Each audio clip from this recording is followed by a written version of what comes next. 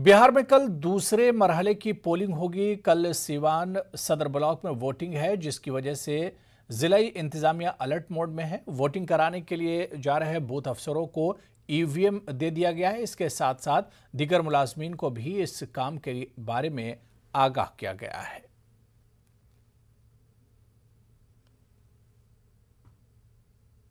बिहार में पंचायत चुनाव को लेकर कल दूसरे चरण में सीवान में भी पंचायत चुनाव होना है।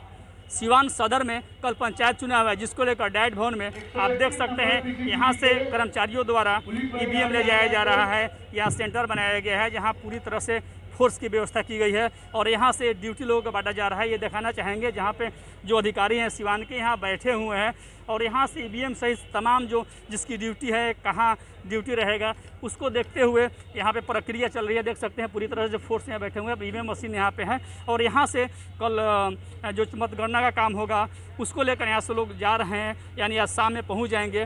और हमारे इस मुद्दे पर सीवान डीएम और एसपी दोनों लोगों से बात हुई। उनका कहना है कि जो चुनाव प्रक्रिया है सीवान सदर में होगा।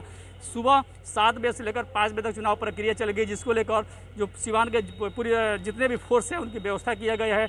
वहीं सीवान के डीएम और एसपी लगातार मॉनिटरिंग करेंगे, बूथों का जायजा लेंगे, यानी पूरी तरह से सीवान में चुनाव निष्पक्ष और शांतिपूर्ण हो, इसको लेकर सीवान प्रशासन पूरी तरह से अलर्ट मोड में है। मृत्युंजय कुमार सिंह, न्यूज 18 सीवान। जमुई शहर में क्योल नदी के घाट पर पुल बनाने का मुतालबा कई दहाइयों से किया जा रहा है, लेकिन अब तक ये मुतालबा पूरा नहीं हो पाया है। बारिश के दिनों में 2 दर्जन से ज्यादा गांव वाले कैदी बनकर रह जाते हैं और इनका राब्ता दीगर इलाकों से मुनक़ते हो जाता है। हमारे नुमाइंदे ने हालात का जायजा लिया।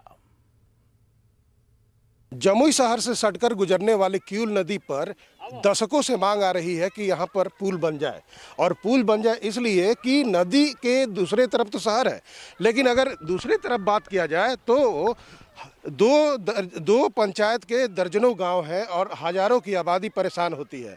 आने जाने में लोगों को परेशानी होता है। देख सकते हैं कि इस तरह से साइकिल लेकर आ रहे हैं लोग। आप देख सकते हैं कि किस तरह से लोग कपड़े खोलकर, कपड़ा उतार कर जाते आते हैं और परेशानी इस कदर होती है कि इसका हिसाब नहीं। आप देख सकते हैं कि ये शख्स हैं जो झोला में अपना कपड़ा ले लिए हैं, कपड़े उतार दिए हैं। अच्छा, क्या परेशानी होती है? नदी में परेशानी पानी के चलते होती। समस्तीपुर में बढ़ते हुए जराइम के खिलाफ लोगों में गुस्सा बढ़ता जा रहा है।